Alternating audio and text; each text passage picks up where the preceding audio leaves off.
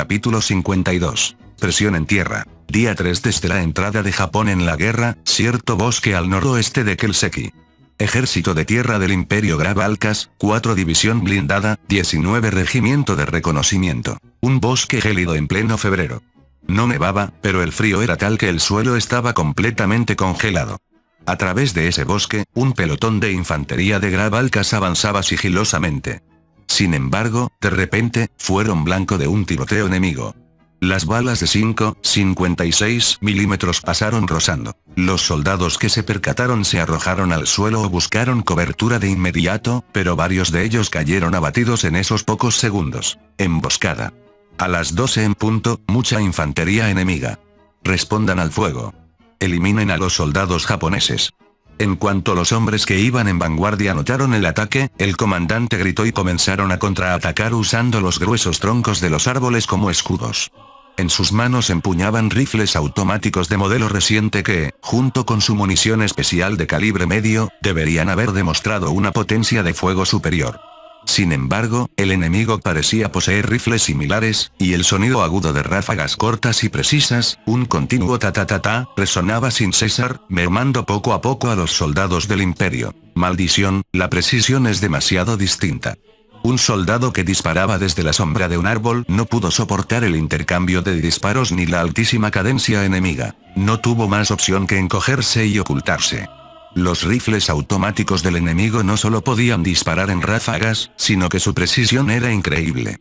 Además, mientras que entre los imperiales era un lujo que uno de cada 2 hombres tuviera un rifle automático, daba la sensación de que cada uno de los soldados de enfrente portaba uno. Mierda, esos tipos están devolviendo 10 veces más disparos de los que hacemos. ¿Cómo puede una unidad de reconocimiento tener tanta potencia de fuego? Einstein, soldados de primera clase del mismo regimiento de reconocimiento y viejos conocidos que siempre terminaban juntos, maldecían mientras intentaban responder al fuego ante la superioridad enemiga.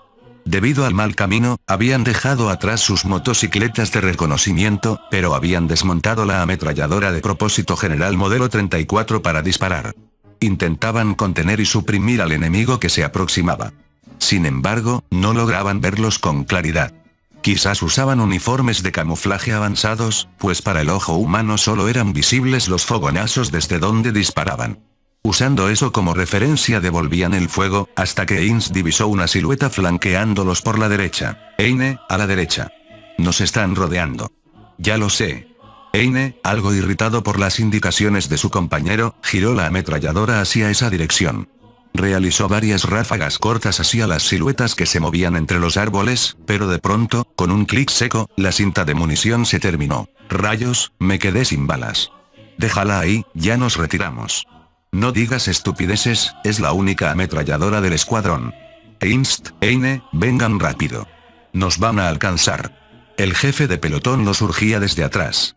El enemigo ya estaba sobre ellos. Estaban demasiado cerca para un duelo de disparos. Debían abandonar esa posición antes de ser aniquilados. Entonces toma eso y corre. Entendido. Mientras Einst le gritaba, Eine sujetó la valiosa ametralladora y corrió a toda prisa hacia la retaguardia. Pero poco después, el jefe de pelotón divisó algo y gritó con el rostro desencajado, al suelo. ¿Eh? Antes de que pudieran comprender el significado de esas palabras, ambos fueron lanzados por los aires por la explosión de un proyectil de alto explosivo. Einst, que estaba casi en el punto del impacto directo, desapareció entre las llamas. Eine, que por un pelo quedó fuera del radio de muerte instantánea, salió volando violentamente. Gu-ak. Eine se golpeó la espalda. Abrió los ojos intentando identificar el origen de la explosión. Lo que vio fue un vehículo de combate de gran tamaño que avanzaba haciendo chirriar sus orugas, brindando apoyo a la infantería de reconocimiento enemiga. Un tanque. Ante aquel monstruo terrestre que apareció de la nada, Eine no pudo más que retroceder tambaleándose. En ese momento, un médico y el jefe de pelotón llegaron a su lado. Eine. Resiste, la herida es superficial. Y Einst murió. Maldición. Eine no pudo hacer más que rechinar los dientes al enterarse de la muerte de su viejo amigo. Mientras tanto, el tanque enemigo y la infantería de reconocimiento seguían avanzando como si los estuvieran acorralando lentamente.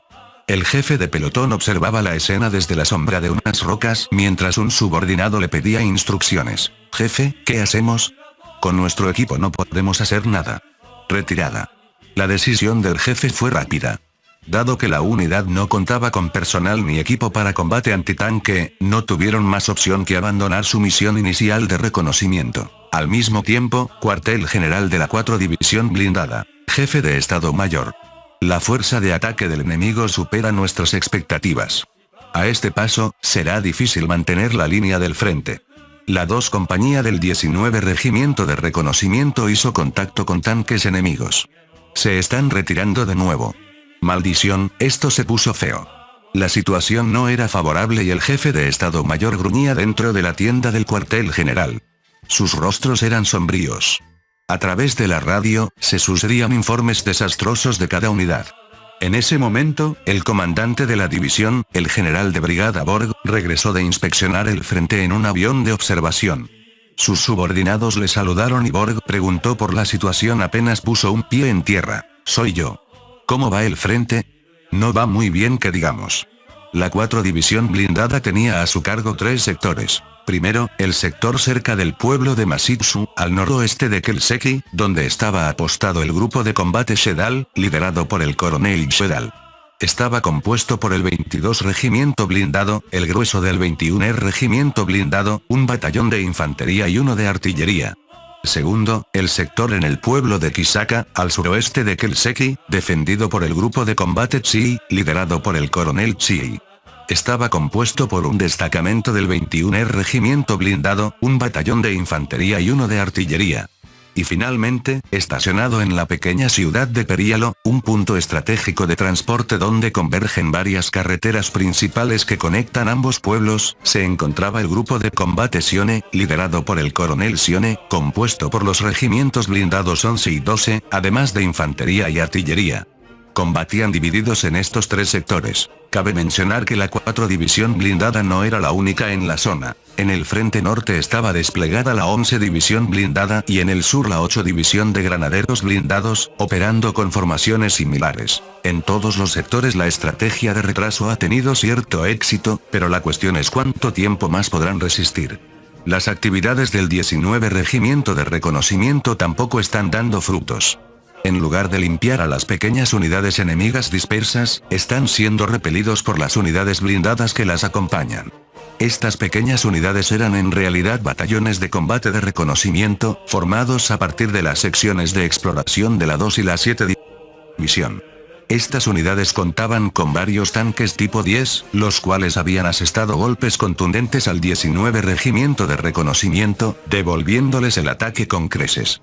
Por otro lado, el 19 Regimiento se encontraba disperso en grupos de tamaño de pelotón para cubrir una zona de búsqueda muy extensa, lo que hacía imposible organizar la defensa antitanque necesaria. Este atribuyó al desastroso resultado. El enemigo despliega tanques incluso en unidades de reconocimiento tan pequeñas.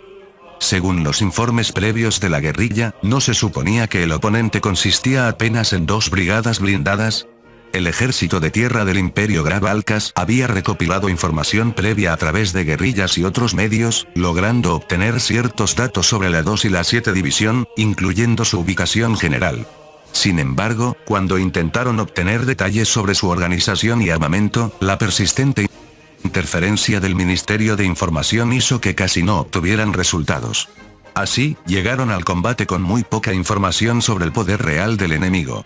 Al menos, durante la etapa de investigación, lograron obtener el dato de que un solo división de las fuerzas de autodefensa tiene apenas unos 7.000 efectivos.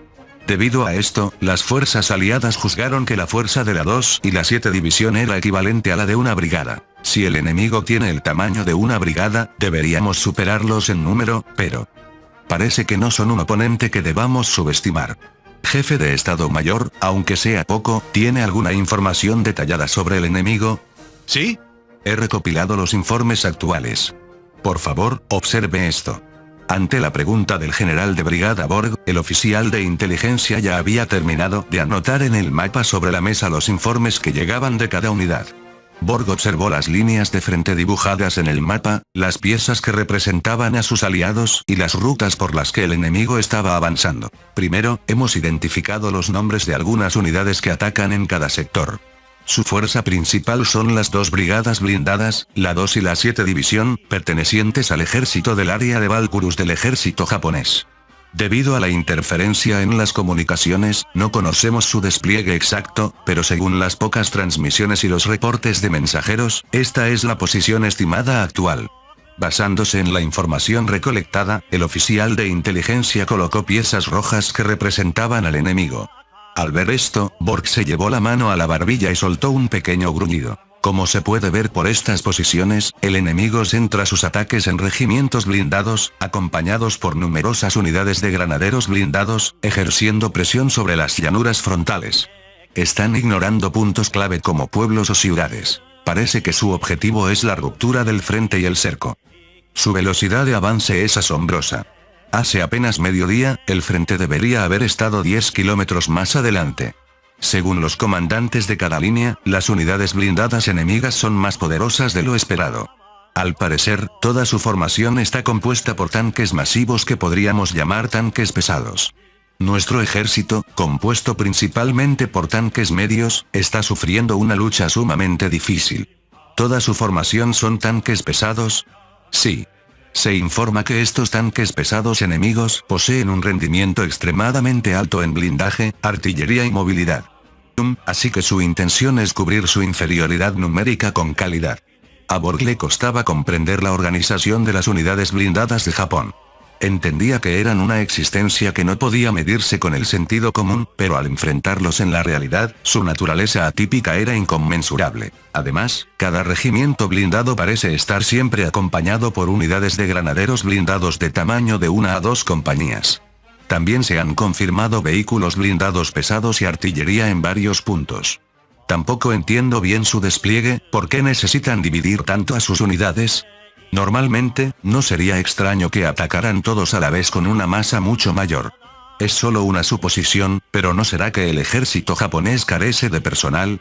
Si no tienen tropas suficientes para cubrir un frente tan amplio, necesitan dividirse en grupos más pequeños para posicionarse. El oficial de suministros intervino, y Borg sintió que sus palabras tenían sentido. De lo contrario, no se optaría por un despliegue de tropas amplio y delgado, que suele ser desventajoso para cualquier ejército. Entiendo. Esa posibilidad es factible. Por otro lado, nosotros contamos con suficiente equipo y personal por el momento. La moral de los soldados sigue intacta y tenemos muchas reservas. Entonces, no tenemos más opción que aprovechar nuestra superioridad numérica y obligarlos a extender sus líneas de combate.